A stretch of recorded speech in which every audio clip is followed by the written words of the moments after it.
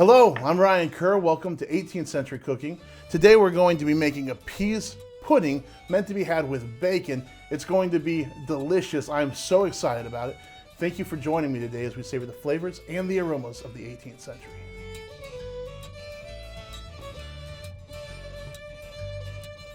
It's winter. Where we're at in northern Indiana, tomorrow and the next day we're supposed to get something like just shy of 20 inches of snow. Who knows if it'll happen, but it got me thinking about winter in the 18th century. Last year we talked a little bit about food preservation, and we kind of always do this time of year because that's important, especially the people in the time period that didn't have a grocery store nearby. And one of the things that people stored back, they would dry peas, they would dry beans and different grains, and they would store them back to get them through the winters. So when I was going through the cookbooks this morning, I thought, okay, what can we do that is dealing with stored food? And this peas pudding recipe just jumped off the page, and I thought, that was some bacon. That would be a nice, hearty, flavorful meal to have when it's stark and cold in winter. So that's what we're gonna do today. It's three ingredients, really. It's butter, peas, and bacon. It can't get any more simple. It's gonna be a lot of fun. Today's recipe is brought to us from Mrs. Fraser in the book, The Practice of Cookery, Pastry, Pickling, Preserving, etc. And it is called a peas pudding to be eat with bacon.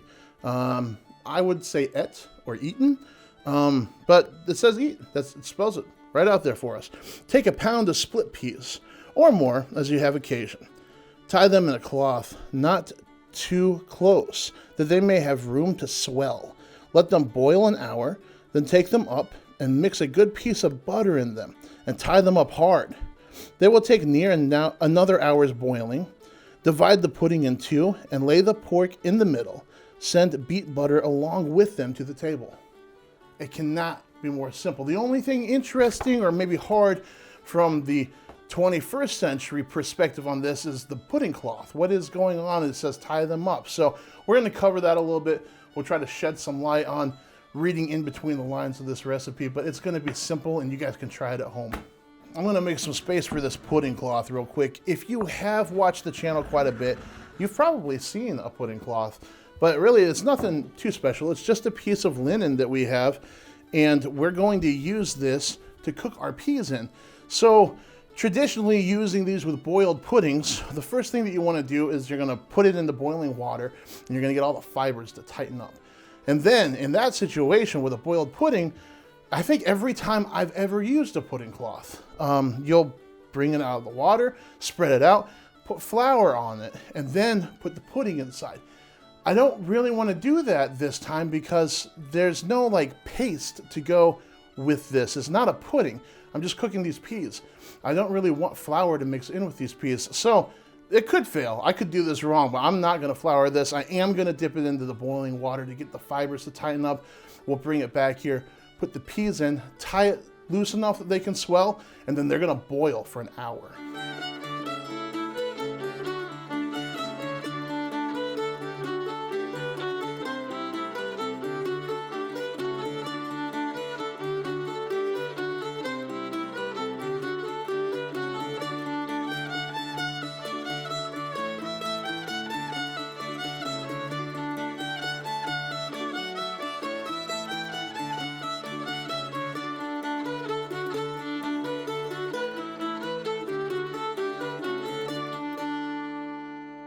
Okay, so we've got our peas, they're boiling. Make sure to leave some room in that pudding cloth. They are gonna swell quite a bit. These are dried up a lot, so they're gonna take on that water, they're gonna cook, they're gonna swell, and we don't want your cloth to burst. So give yourself some room. If you don't have green peas, you can use yellow peas, you can use black-eyed peas. If whatever you've got stored back or sitting around the house, that's what you can use for this recipe. It'd be even interesting to experiment with different kinds of beans. You could do that as well. This recipe did call specifically for split peas, so that's what I'm using here, but anything will work just fine. This recipe also calls for bacon. Probably likely something like Canadian bacon. So that's what I have here. I've got it chopped up. I don't want to chop it up too fine. I want it to be able to kind of mix in with these peas when they're on either side for the plating. And that's one of the other things that was really interesting to me and drew me to this recipe was the plating style. I think that it'll just look really nice, and it's gonna be something that's kind of like a family style plating, and everybody can grab some bacon, you can grab some peas, and you could, if you wanted to, you could stir it all together, or you can keep it separate, whatever you want, but it's just gonna have a really neat feel to it. So right before we take the peas up in the final step, I'll just get a little bit of a brown on this bacon, and we'll put it in between there so those juices will be coming out, and it's all gonna integrate nicely on the plate.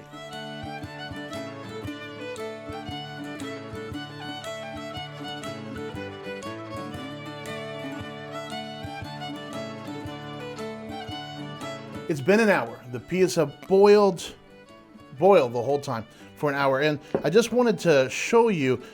It says to leave room for them to expand, and it took all the room that I left, and I left more than I thought that I should. So make sure that if you're making this at home, to really leave room for these peas to be able to expand. They're going to soak up a lot of water in there.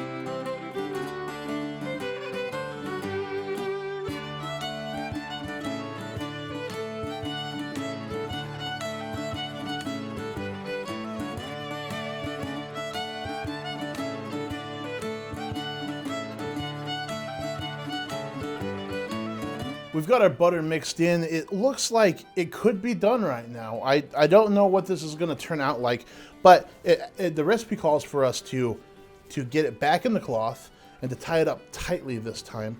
I don't think that that's so much like you need to squish it down or anything like that. It's just, it's done growing. It's not going to expand anymore. So we're gonna get this tied up pretty tight and get it back in the boiling water for another hour.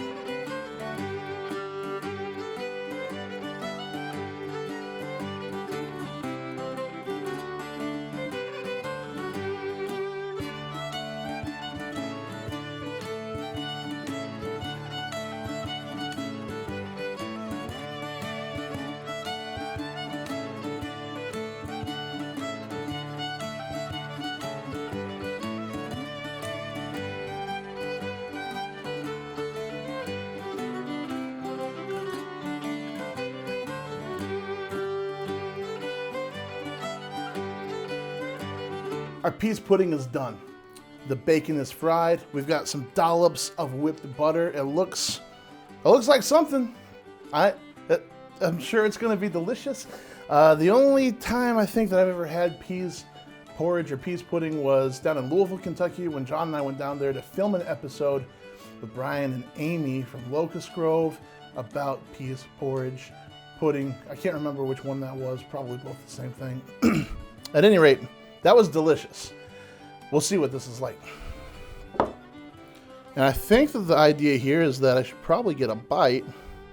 It's got a little bit of everything.